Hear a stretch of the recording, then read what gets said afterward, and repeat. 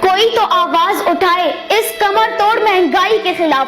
ہم نہیں تو کون، اب نہیں تو کب. باپ سارا دن محنت کر کے بھی بچوں کے لیے 2 وقت کی روٹی نہیں کما سکتا.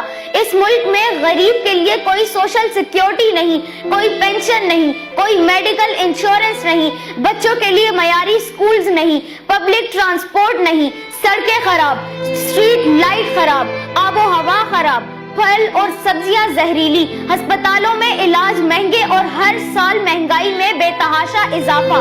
ٹیکس کے نام پر غریب عوام کو لوٹا جا رہا ہے. آخر کب تک اس ملک کی عوام جانوروں سے بھی بدتر زندگی گزاریں گے؟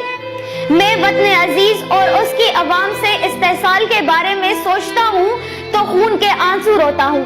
اسی عوام نے پہلے جنرل ایوب خان کو چینی مہنگی کرنے پر گھر بیچ دیا تھا.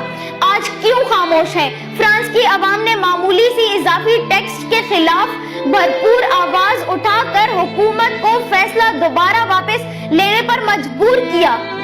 اگر عوام آواز اٹھائیں تو کیا نہیں ہو سکتا. میڈیا بھی اس معاملے پر آج کل بالکل خاموش ہے. نہ جانے ان کو کس چیز کا ڈر ہے. ہمیں بتایا جا رہا ہے کہ کرپشن سے پاک حکومت آ جائے گی تو مہنگائی خود بخود ختم ہو جائے گی. لیکن یہ کیا ہے؟ مہنگائی اور ٹیکس ڈبل کر دیے گئے.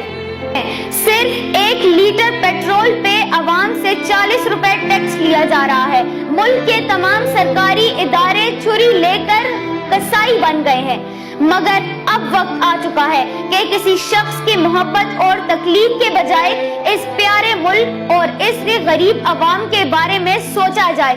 میری اس ویڈیو کو لائک اور شیئر کرنا نہ بھولیے تاکہ میرا یہ پیغام ملک کے کونے کونے تک پہنچ جائے اور حکام بالا جاگ جائیں. پاکستان زندہ باد. پاکستانی غریب عوام پائندہ باد. شکریہ.